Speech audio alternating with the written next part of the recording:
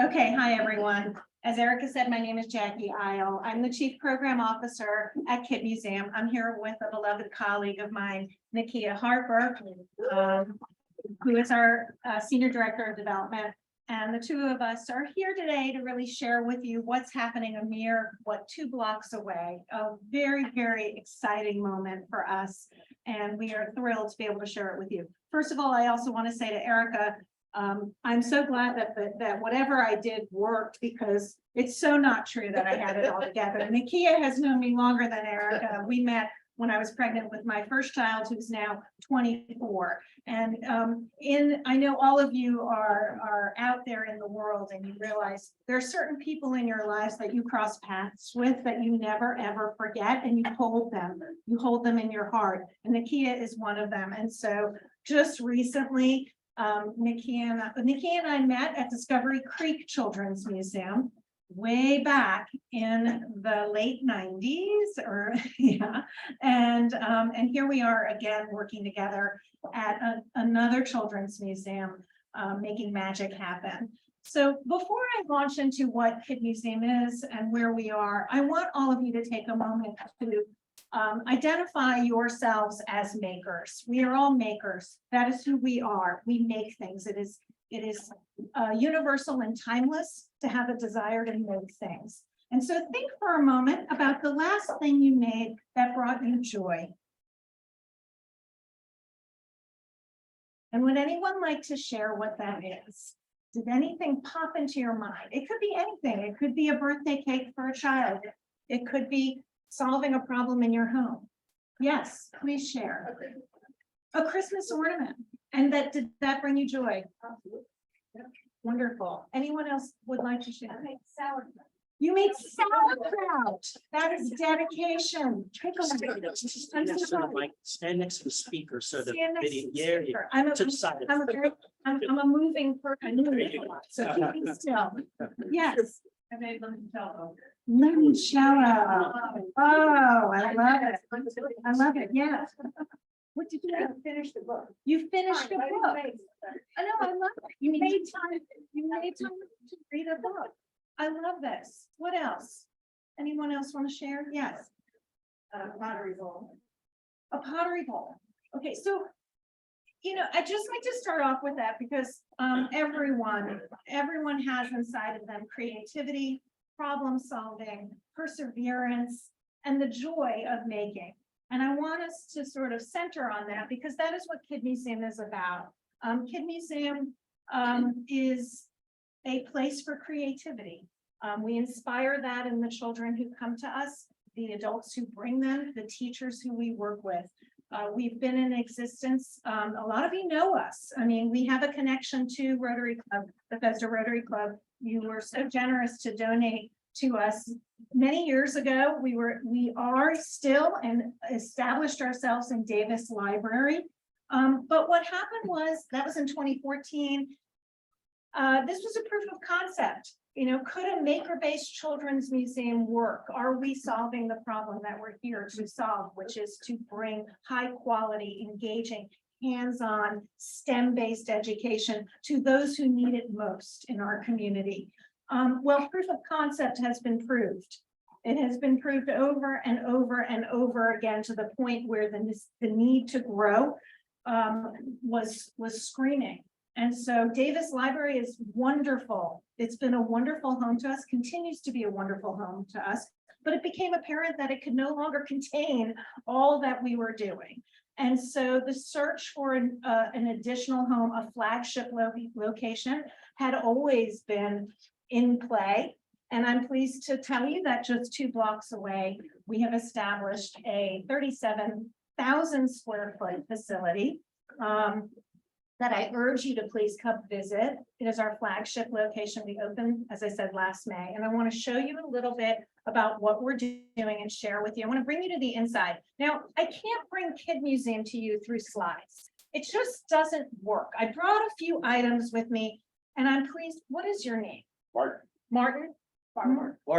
Barton. Barton was doing exactly what I want all of you to do, which is he was playing with some of the things I brought. I watched him. He does exactly what we all want to do. This is not just children. We want to play. We want to experiment. We on some levels we may fail and we have to regroup and figure it out. I watched Barton use our circuit blocks and he made a fan. Will you hold it up?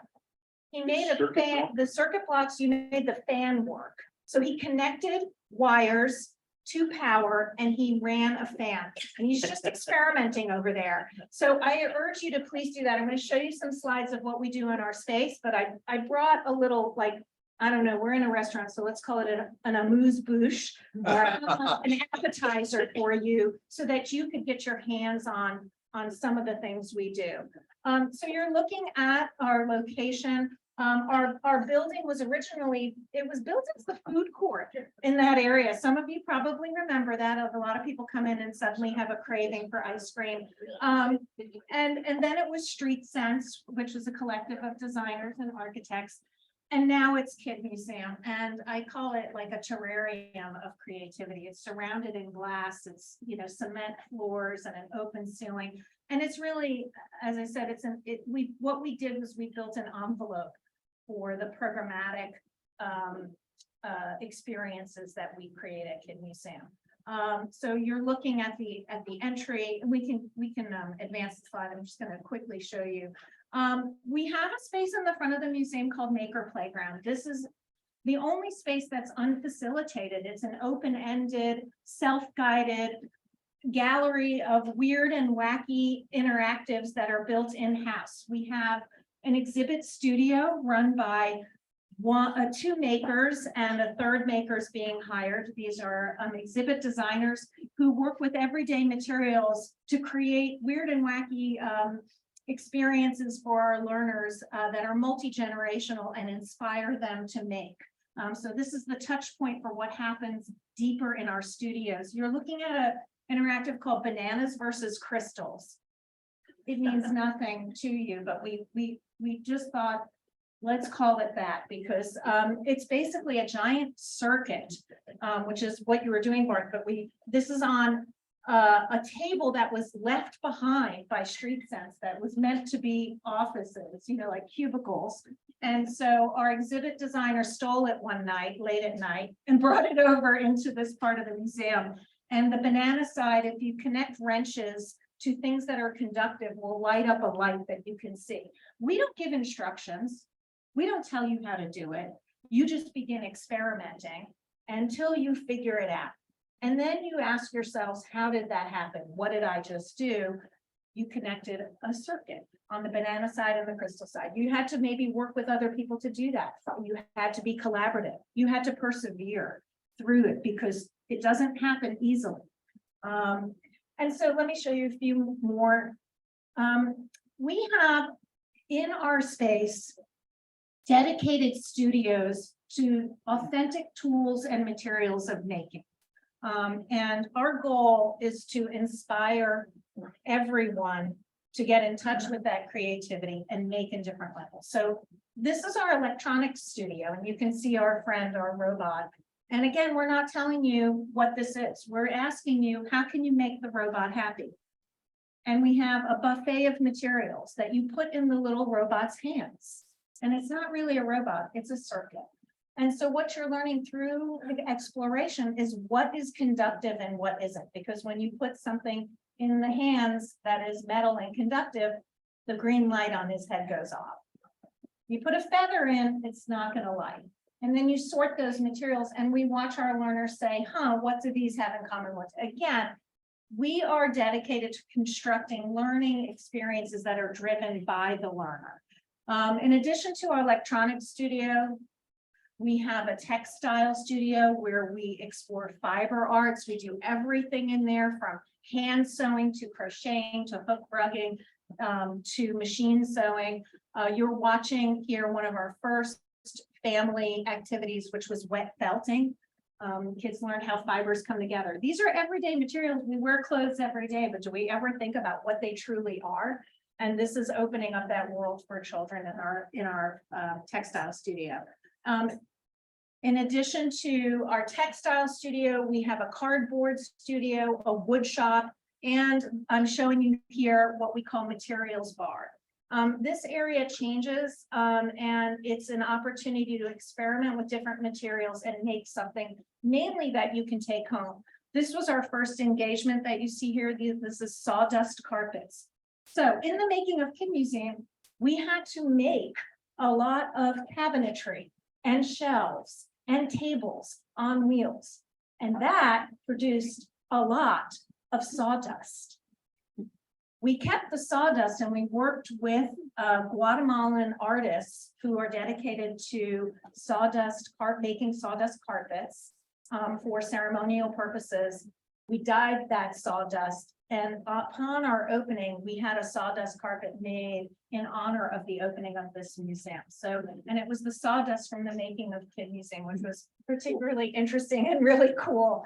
And this area is an area for partnership with community groups and artists to explore materials more deeply and to work together as community to create something beautiful.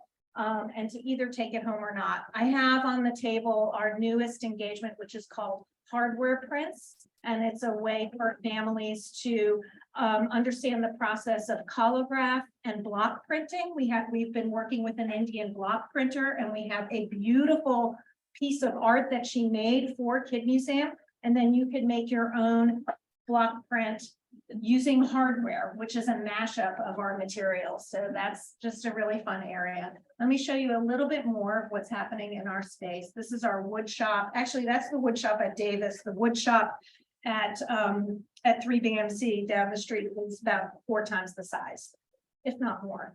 So I just wanted to give you a taste of the space, but really what I want to let you know is that all of the experiences that we designed, from our K-12 programming, our invention programming, to our family engagements, are all developed through the lens of what we call Mind of a Maker.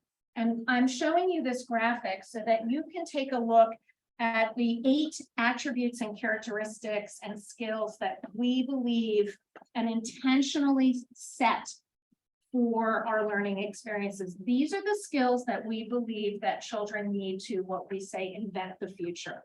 We are giving them a world that is complex, that is challenging, and they are going to need a skill set that is beyond, it's beyond knowing the content and the science that they learn in school. It's the skills that come through making, the skills through experimenting with materials. We want them to be able to be empathetic, to take perspectives of other people's, of other people that they work with. So we intentionally design our programs with teamwork in mind. We want to build social emotional learning. These kids have been through a lot. All of us have been through a lot. We want to bring to our community ways for them to rebuild, to come back, to address the learning loss that's happened, and to address the fact that we know we have an empathy deficit in our world, and that is something that we are working on at Kid Museum. So what you see happening at Kid Museum when you see a 3-year-old holding an electric drill, yes, we're teaching them how to use the drill, but we're teaching them perseverance, and we're teaching them agency. We're teaching them that they can do this, and that it may not be easy, but they will come through this experience feeling proud of themselves, knowing that they can direct their own learning, and that they have choices in the world. The work we do, over 50% of the learners that we work with are learners who we consider to be priority audiences because they have been left behind in the STEM fields. So we focus on girls, we focus on Hispanic children, Black children, we focus on immigrant families, and we focus on those who have financial barriers to accessing high quality STEM education. So over 50% of the learners, I think now with Nakia, we may be at 65%. Yeah, it's closer to 65. Yeah, are with us on scholarship or through partnership funds that allow us to work with our community free of charge. We really see ourselves as a laboratory for learning. We are trying to remake what learning looks like. And so for us, this next stage of development for us is to really look at ourselves as a model to provide service to our direct community. You know, we're hyper local and very dedicated to Montgomery County. With our new facility being right over the metro, we have access to the larger region and the DMV, and we are leaning into that. But we also see ourselves as a national model. There's no reason why the curriculum that we're writing and what we're doing and how we're expressing what we do can't be captured, can't be researched, and can't be disseminated nationally. So that's our next agenda, is to really capture the impact that we're having, research it, and disseminate that as a national model. So there's a lot happening down the street. Let's see, I can't remember what's, to be honest with you, I put this together. I have a few slides that sort of tell you what our vision is. Our vision is to really show that every kid is a maker. They are a maker not to just make things, but to make change in the world, to equip them with the skills to make change in the world, positive change in the world. We really see children as the future of change makers. And so the work we're doing is toward that end. So, as I said, we work with kids from as early as age 4, pre-kindergarten, kindergarten, all the way up through the age range through high school. We have 2 very, very big programs in Montgomery County Public Schools that are expanding. They're both focused on intervention education. One is for elementary students and one is for middle school students. Our approach to programming is not one and done. So when we work with our school groups, they come to us 4 times. We train their teachers through professional development, so their teachers become champions of maker learning and understand the pedagogy and our approach so that they can extend that and apply that to anything they teach. And we invite the families of these children to come on Sundays when we're open to the public. So these are wraparound programs. We are committed to deep and sustained learning with our audiences. So while we expand, we are expanding in a way that keeps that commitment to sustained engagement and relationship building with our community, which makes it difficult to grow and scale. But that's the challenge before us. So that is something that we're working on. So I want to leave time for questions because I kind of threw a lot out at you. And I'd like to hear from you. And Nakia is here to also add for what I forgot. Yeah. So the one thing I might add is, we do a few different programs, as Jackie said, but one of which is called Invent the Future, where we Stand next to the pose the speaker. question. Stand next to the speaker. We can bookend. Where kids are giving a challenge question of what will you invent to make change in the world? And so that is the program through Montgomery County that we do. They come and visit several times throughout the course of the year. And then we have a culminating event where students get to showcase their projects. We judge them, we engage our community partners, from corporate to government, to come and see these projects, and the students are given awards based on their engagement, which is a great way for them to, feel proud and also have exposure to the greater community and what. Yeah, thank you for mentioning that, Nakia, because we don't exist in a vacuum. We thrive through partnerships. And so being here today is really to say, we are in your community with you. We have shared values. I'm listening to the way you ran your meeting and all the beautiful things that all of you had to say and the work that you're doing and your commitment to serving your community. We are with you in that. And collaborations and partnerships are the lifeblood of who we are. We will not do this alone. We have lofty goals. And so we are here to start a conversation with you or continue a conversation with you and to invite you to engage with Kid Museum in a way that feels right for you, both as an organization and as an individual, and know that we are here in partnership with the work that you're doing. So What do Can we do? we have an applause to end the recording? mandatory. All right, mandatory applause at the end recording.